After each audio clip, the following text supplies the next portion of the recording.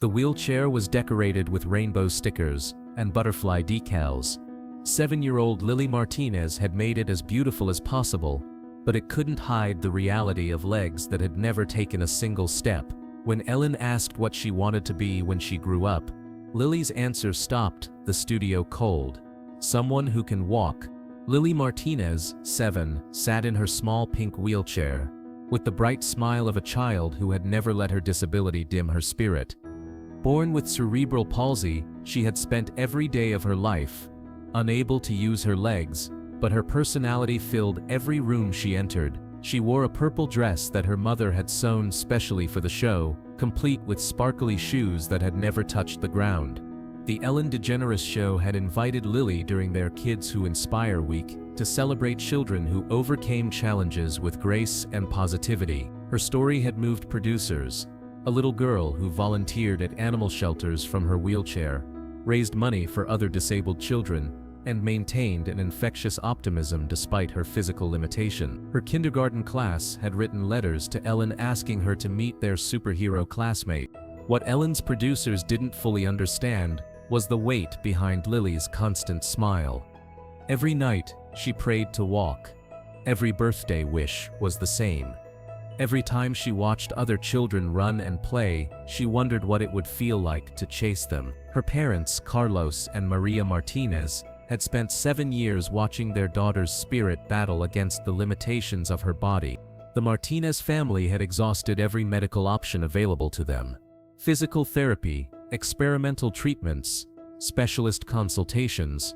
They had tried everything their insurance would cover, and many things it wouldn't. Carlos worked 2 jobs as a maintenance worker, and Maria cleaned houses while caring for Lily, but the costs of her medical care consumed every penny they earned.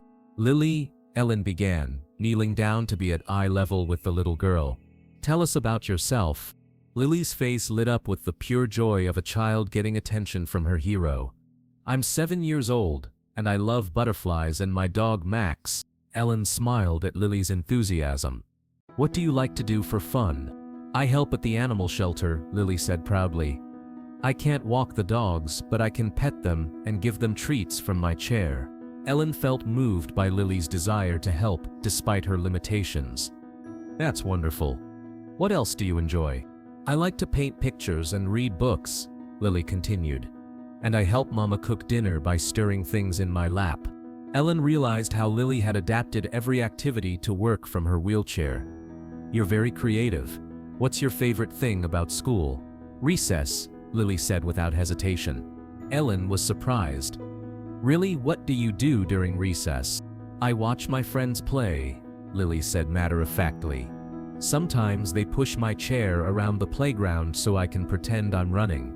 Ellen felt her chest tighten at the image of this little girl being pushed around while other children ran freely. "What do you want to be when you grow up?" Lily was quiet for a moment, her small hands fidgeting with the armrests of her wheelchair. "Someone who can walk." The studio fell completely silent.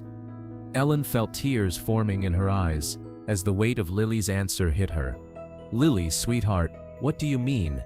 "I want to be a person who can walk," Lily explained simply. "Like you, like Mama and Papa, like all my friends." Ellen struggled to find words. "What would you do if you could walk?" "Everything," Lily said, her voice full of wonder. "I would run to the swings by myself. I would dance with Papa. I would chase Max in the backyard." Ellen was crying now, not bothering to hide her tears. "Those sound like wonderful things to do. I dream about it every night," Lily continued. "In my dreams I can walk everywhere. I can go upstairs and run in the grass and jump on the bed." Ellen looked toward Lily's parents, who were in the audience. Carlos was wiping his eyes, and Maria was sobbing quietly. "Lily, have you talked to doctors about your legs?" "Lots of doctors," Lily said. "They say my brain doesn't talk to my legs the right way, but maybe someday they will learn how to fix the talking." Ellen realized Lily understood her condition in the simple terms a 7-year-old could grasp. "Do you think about that a lot?" "Every day," Lily said honestly. "Mama says I shouldn't get my hopes up, but I can't help it." Ellen felt the tragedy of a child whose greatest dream was something most people took for granted. What does it feel like when you see other kids running and playing? Sad, Lily said quietly. But also happy, because they get to do what I want to do. Ellen was amazed by Lily's emotional maturity. You feel happy for them even though you can't do it yourself? Because maybe someday I can, Lily said with renewed optimism. And then I'll know how good it feels because I watched them first. Ellen made a decision that felt both hopeful and necessary. Lily, I want you to meet someone special. Who? Lily asked, her eyes lighting up with curiosity. Dr. Sarah Chen from Children's Hospital. She's a doctor who helps children with cerebral palsy. Dr. Chen emerged from backstage, a warm woman in her 40s who immediately approached Lily with gentle expertise. Hello, Lily, Dr. Chen said, kneeling beside her wheelchair. I've been watching you, and you seem like a very special little girl. Lily beamed at the attention. Are you a doctor who fixes legs? I'm a doctor who helps children with cerebral palsy live their best lives, Dr. Chen replied carefully. Ellen felt the importance of managing expectations. Dr. Chen, can you explain cerebral palsy to us? Cerebral palsy affects the parts of the brain that control movement and posture, Dr. Chen explained. In Lily's case, the signals from her brain don't reach her leg muscles effectively. Lily listened intently. So my brain forgets how to tell my legs to work? That's a very good way to put it, Dr. Chen said with a smile. Ellen asked the question everyone was thinking. Is there any treatment that could help Lily walk? Dr. Chen looked at Lily, then at her parents. There are some new experimental treatments that have shown promise for children with Lily's specific type of cerebral palsy. Lily's face lit up. What kind of treatments? A combination of specialized surgery and intensive physical therapy, Dr. Chen explained. It's not a guarantee, but some children have regained limited mobility. Ellen felt hope building. What would that involve? Several surgeries to lengthen tendons and muscles, followed by months of intensive rehabilitation, Dr. Chen said. It's challenging, and the outcomes vary.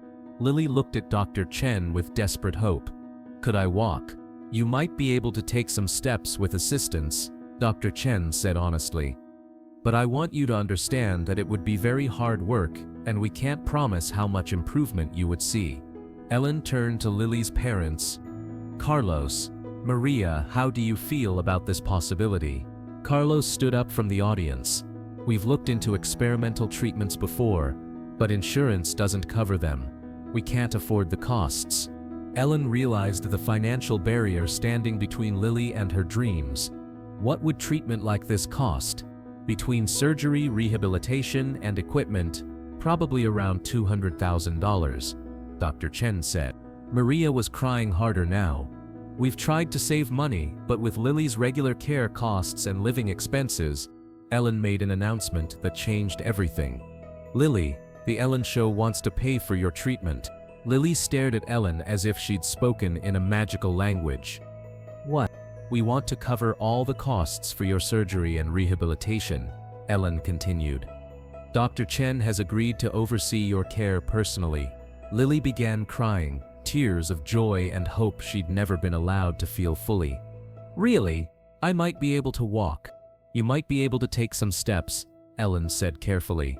But even if the surgery doesn't work perfectly, you'll know that you tried everything possible. Dr. Chen addressed the family directly.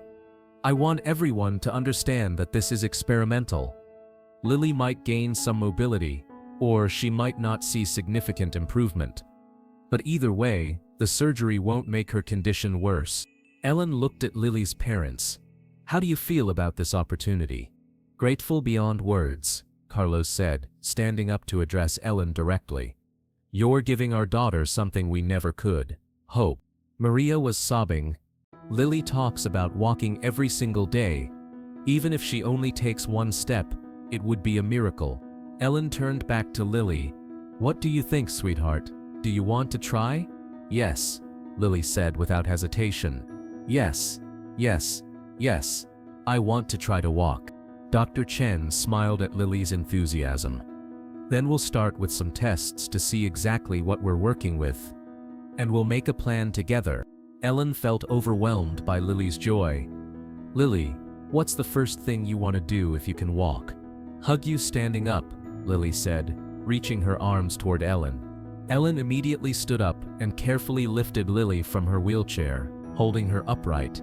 Like this, Lily said, wrapping her arms around Ellen's neck. "But with my own legs holding me up." Ellen held Lily, both of them crying, as the studio erupted in applause. "I hope that happens, sweetheart. I hope that happens so much." Dr. Chen addressed the audience. "What Lily is showing us today is the power of hope and determination. Regardless of the surgical outcome, those qualities will carry her through life." Ellen set Lily back in her wheelchair gently. "Lily, what do you want people to know about you?" "That I'm happy, even though I can't walk," Lily said. "But I would be even happier if I could." Ellen felt moved by Lily's honesty. "And what do you want people to know about kids like you?" "That we're still kids," Lily said simply. "We still want to play and run and do everything. We just need help figuring out how." The episode aired 3 weeks later and generated the largest response in Ellen's show history. Donations poured in from viewers who wanted to help other children like Lily access experimental treatments. Lily began her treatment protocol 2 months later. The first surgery was successful, but Dr. Chen cautioned that results would take months to evaluate. Lily approached each physical therapy session with the same enthusiasm she brought to everything else. 6 months later, Lily returned to Ellen's show. She still used her wheelchair, but she had regained some sensation in her legs and could take a few assisted steps with a walker. "How do you feel about your progress?" Ellen asked. "Amazing," Lily said, beaming. "I can feel my legs now, and yesterday I took 5 steps by myself." "What was that like?" "Like flying," Lily said. "Like being able to do magic." Ellen felt tears forming again. "What's next for you?" "More practice," Lily said determinedly. "Dr. Chen says maybe someday I can walk with just crutches. And maybe someday after that, I can walk by myself." Dr. Chen, who had joined them for the follow-up, addressed the audience. "Lily's progress has been remarkable, not because of the physical improvements, but because of her attitude. She's teaching all of us about perseverance." Ellen kept a photo from that follow-up show. Lily standing with her walker, taking a step while Ellen cheered beside her. It reminded her that sometimes the smallest steps represent the biggest victory, because Lily learned that dreams don't always come true exactly as we imagine them, but they can come true in ways that are just as magical. That hope is worth fighting for, even when the fight is harder than we expected, and that sometimes the most beautiful thing about walking isn't the destination, it's the courage it takes to try. Ellen learned that some wishes are so pure they demand to be granted, not because we can guarantee the outcome, but because the trying itself is what makes us human. That a 7-year-old's dream of walking is worth every resource, every effort, every tear. Lily Martinez might never run like her classmates, but she taught an entire audience that the distance between sitting and standing can be as vast as the distance between despair and hope. And sometimes, crossing that distance one small step at a time is the most heroic journey of all.